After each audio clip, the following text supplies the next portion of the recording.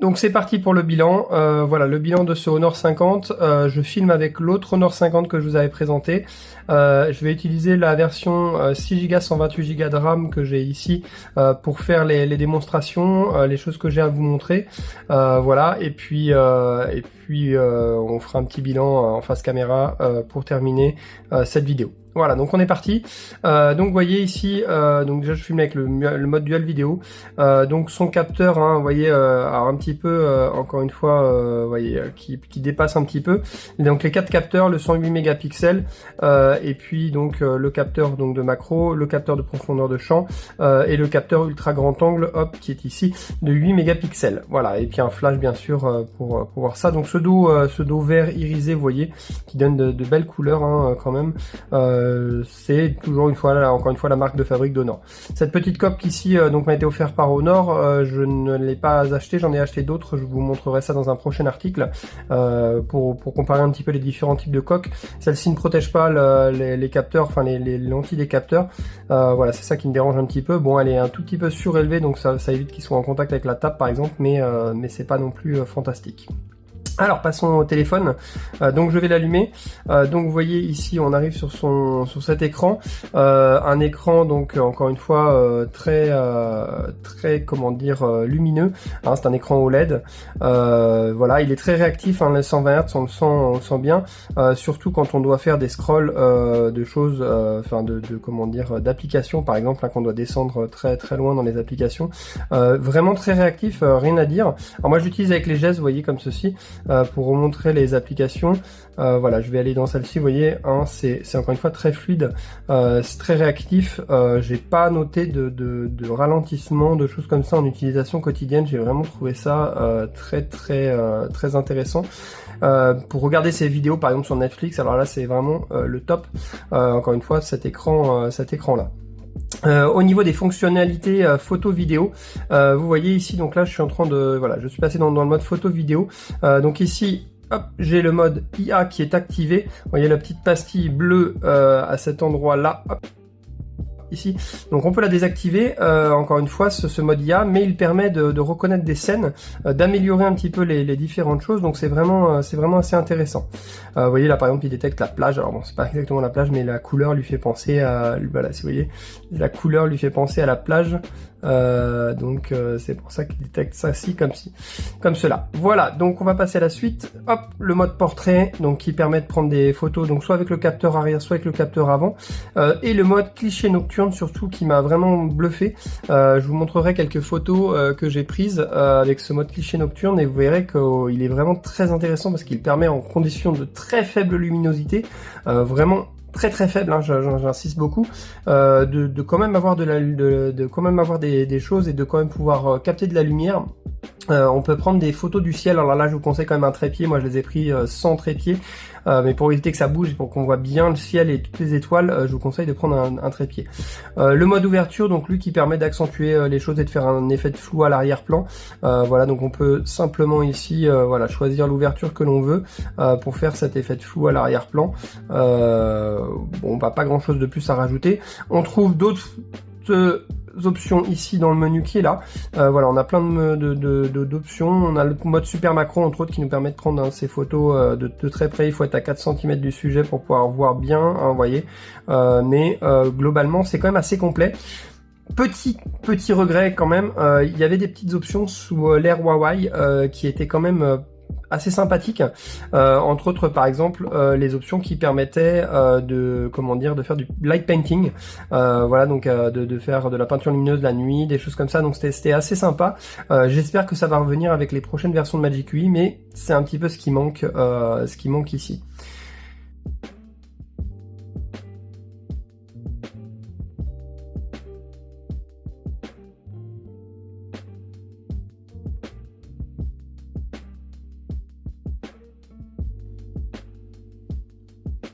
Autre point très intéressant, donc le mode multi-vidéo, comme vous allez pouvoir voir, qui va permettre donc voilà, de filmer. Alors hop, je vais hop, on va passer ceci. Vous voyez, donc là, vous me voyez, donc vous voyez l'autre Honor 50 qui est ici, donc qui permet de filmer avec l'écran partagé en deux, donc une partie avec le capteur arrière, une partie avec le capteur avant.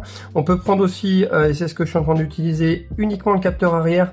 Vous voyez ici pour zoomer dans une partie de la vidéo, donc là je peux zoomer, hop, vous voyez, sur cette partie-là de la vidéo, ici, hein, sur le Honor, hop, voilà, et donc vous voyez, on peut avoir des détails. On peut utiliser encore une fois le mode incrustation, c'est-à-dire que je vais pouvoir filmer avec le capteur arrière et vous allez pouvoir me voir, voilà, encore une fois. Autre chose, on peut filmer uniquement avec le capteur arrière ou uniquement avec le capteur avant. Ce qui est super sympa aussi, qui est livré avec, c'est Storia, donc une série de comment dire, de petites vidéos que vous allez pouvoir faire très rapidement. Donc vous choisissez la petite vidéo que vous voulez, par exemple un dual view, ou ici une ambiance de fête, voilà, vous cliquez sur suivant, et puis là donc vous allez pouvoir, avec les petites comment dire, les petites carrés qui sont, les petits carrés qui sont ici, filmer, vous voyez, 4 secondes, 4 secondes, 4 secondes, 3 secondes, et à la fin il va vous monter cette petite vidéo. Je vous en mettrai une dans la vidéo, mais c'est une fonction assez sympa pour les gens qui aiment faire ce genre de petites vidéos. Voilà.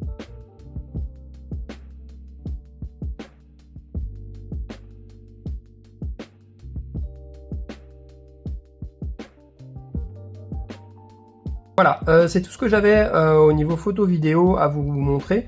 Je vais maintenant passer donc dans les paramètres pour vous montrer un petit peu le deuxième point qui me gêne, et le dernier point d'ailleurs qui me gêne, c'est donc tout ce qui est au niveau des paramétrages des thèmes, donc comment dire, de Magic UI.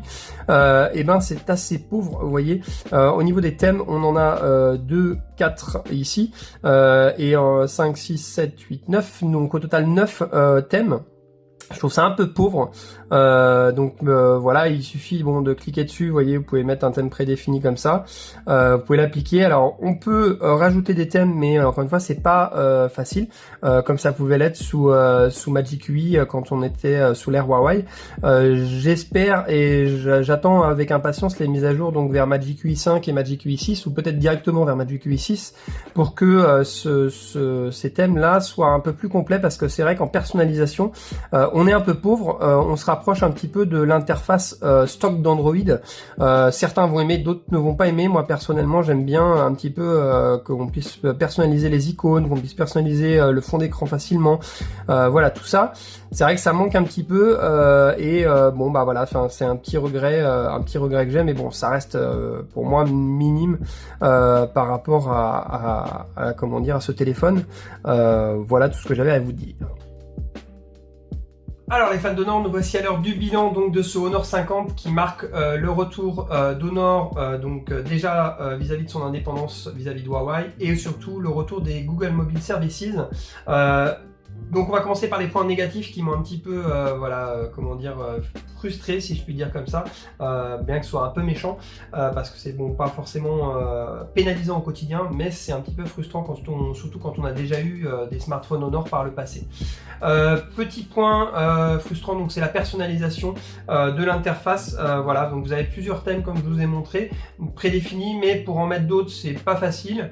Voilà, j'attends à ce que ça évolue un petit peu au niveau de Magic UI, de cette personnalisation d'interface, de ces choses qu'on peut retrouver là.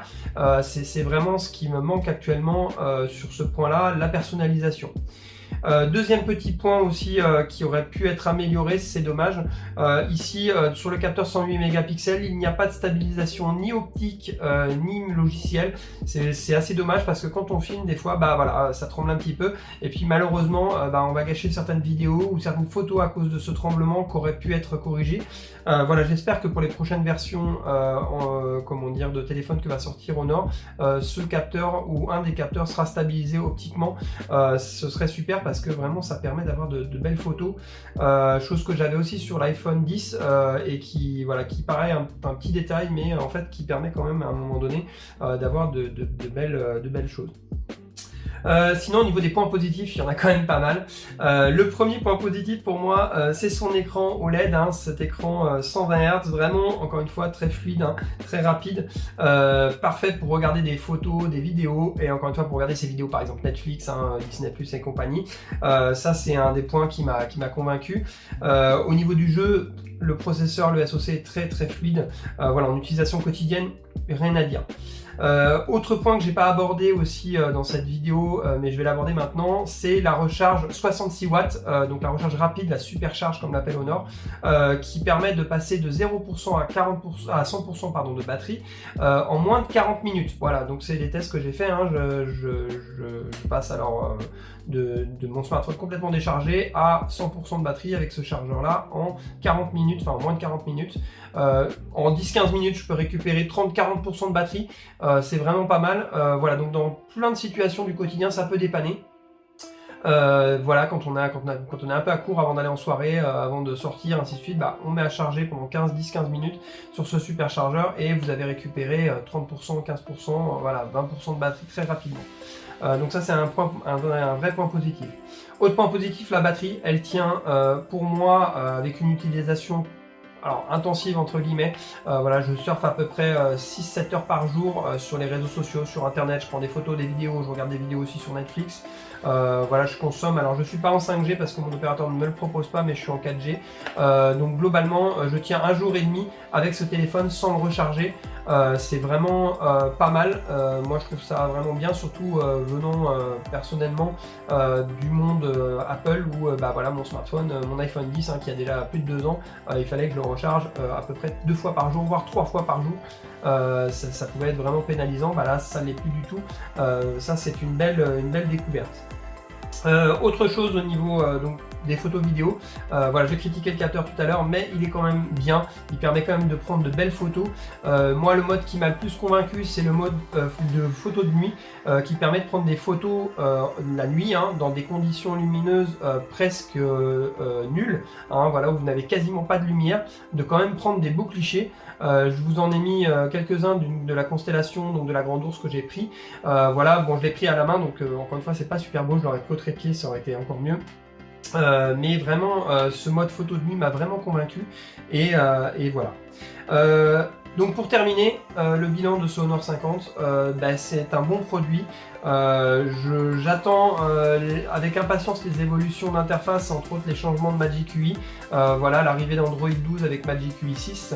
Je pense qu'Honor va répondre aux attentes que j'ai, à savoir donc une interface beaucoup plus personnalisable, voilà, des petites choses qu'on trouve chez d'autres constructeurs Android et qui est dommage juste de ne pas avoir sur ce téléphone, mais globalement pour moi ça reste un bon produit au tarif où il est proposé actuellement, 429 € pour la version donc 6 Go 128 Go de RAM.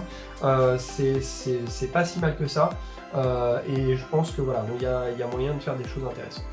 J'espère que cette vidéo vous aura plu, n'hésitez pas à me dire dans les commentaires ce que vous en avez pensé, et je vous souhaite à bientôt pour un prochain tuto ou un prochain déballage, hein, certainement le Honor 50 Lite. A bientôt!